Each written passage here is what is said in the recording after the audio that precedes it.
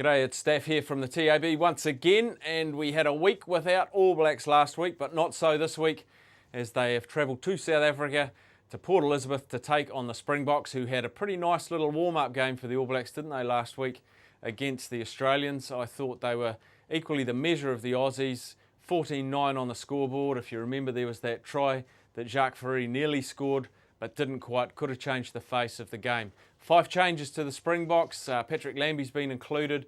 I think that's quite a good move from the Springboks, and we know that's always the game that the Boks get up for against the All Blacks. It's in South Africa, that favours the Springboks. I think we're without our best 3 players in Carter, Reid and McCaw. We opened up the week at the TAB 187 each, couldn't split them. The punches, though, have made us make drastic moves in on the All Blacks. The faith behind this side is incredible. It's heartwarming, but I think it is a coin toss.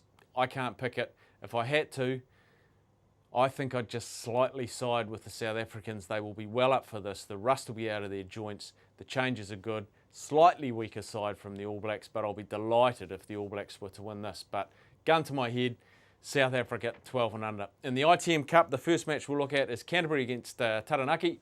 Canterbury are in 4th on the table. Taranaki are 2nd. And I know Taranaki are desperate to win this one. If they can win here, they go a long way towards earning a Premiership Finals berth. Canterbury have been the favourites all year, not so this week for the title, that is.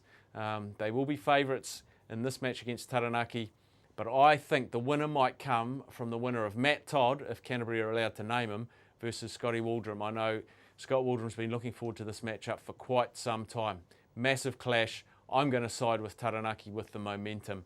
12 and under for them. For me, Auckland against Bay of Plenty. I mentioned last week I just felt like Bay of Plenty's, their run was starting to wane. They're taking on an Auckland side who have been hot and cold all year. It is 3rd, travelling to 5th on the championship table, premiership table, sorry. But Auckland, I think, will just sneak a win here. So 12 and under for me for the Auckland team against the Steamers. And the last one, the mighty Manawatu.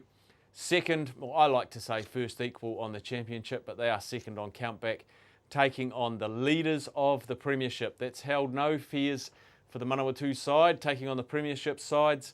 And do remember, they came down to Wellington on the back of a week off and beat the Wellingtonians for the first time in a zillion years. They've had a week off and they're at home against Waikato. Waikato, though, have had 4 wins in a row after getting that pasting from Bay of Plenty. 2 very much informed teams clashing in Palmerston North. I have to, in this segment, pick a winner. I think Waikato are going to win, unfortunately, but I still think Manawatu, if you can get a bonus point or 2, you'll make the finals and you'll beat Hawke's Bay in the final. That's my predictions. Loving the Turbos at the top of the table.